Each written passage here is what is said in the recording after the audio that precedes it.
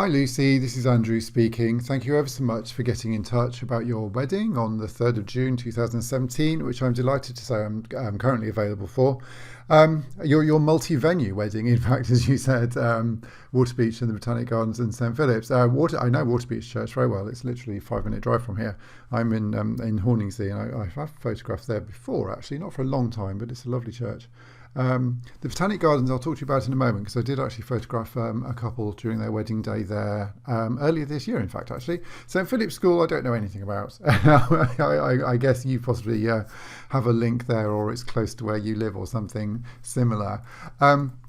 So yeah, the Botanic Gardens, this is Cat and Jim Bob. There's a link to some more pictures further on, which I'll talk to you about in a moment.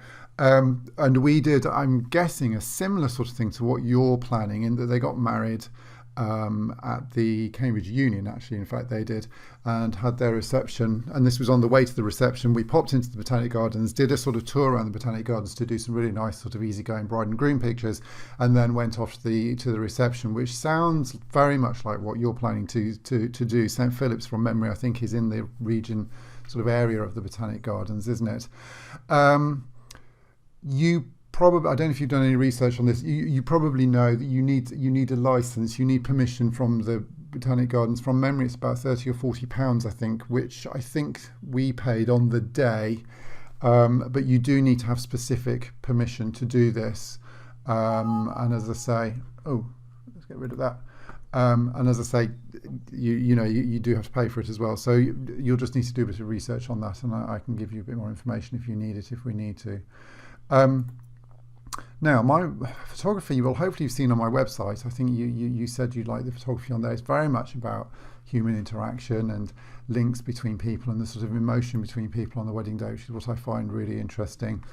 Storytelling also, about creating just a sort of visual document of the day, a historical record almost of the day. I think I find all this sort of thing really, really fun. Just sort of little moments between people, just little fleeting moments that just sort of tell stories and just sort of say so much about people.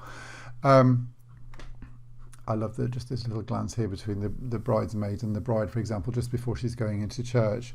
What else have we got? Yeah, so and just sort of pure elation, a pure emotion. There's often tears, there's often great elation and happiness on a wedding, and I really love photographing that sort of thing more than sort of posed photography, if that makes sense. It's very much this is fly on the wall documentary photography, with real authenticity is the idea. Again here. They're all black and white. I do photograph in colour. There's a little selection box at the bottom of your email, and there's a link here to Cat and Jim Bob's wedding, a blog post of Cat and Jim Bob's wedding. And sort of in the middle of the blog post in the pictures, you'll see there's a little selection of some of the photographs that we took at the Botanic Gardens. So hopefully that'll be interesting for you. If you click on this link here, it'll take you to some featured weddings on the site, which you might have seen or you might not, but it'll give you a bit of an overview of sort of a wedding from beginning to end, which should hopefully be helpful for you. There's a link to the full price guide there. This takes you to stress-free wedding planning for beginners, because you possibly are a beginning wedding planner. You want it to be stress-free. I've done several hundred weddings, and I've got probably quite a few helpful hints and tips here that I'm handing on to you as a little sort of PDF, which you can download there, which is hopefully really helpful and useful. And also this one here, you can click on here for 10 things to ask a wedding photographer apart from price. There's so many wedding photographers and so many different sort of styles and approaches. I find it really difficult to choose a wedding photographer. So this is to give you a little pointer in the right direction, and hopefully sort of help you along your way with the journey that you're on at the moment. And you can contact me here. So that's the selection box at the bottom of the email. So I like to photograph for the whole day. I don't really put any time limit on it, so I generally go for an all-day coverage option. That includes a complete set of hand-edited files, so everything's individually hand-assessed by me on the computer, an image at a time, to make sure that they're going to print absolutely beautifully for you. You also get an online gallery. We also do a planning meeting in person beforehand as well. And for me to photograph for the whole day is £1,550. Um, you get included in that a mini presentation album for the DVD to go on. It could be a USB if you prefer. I'm sort of gradually changing to USBs as people prefer those often now.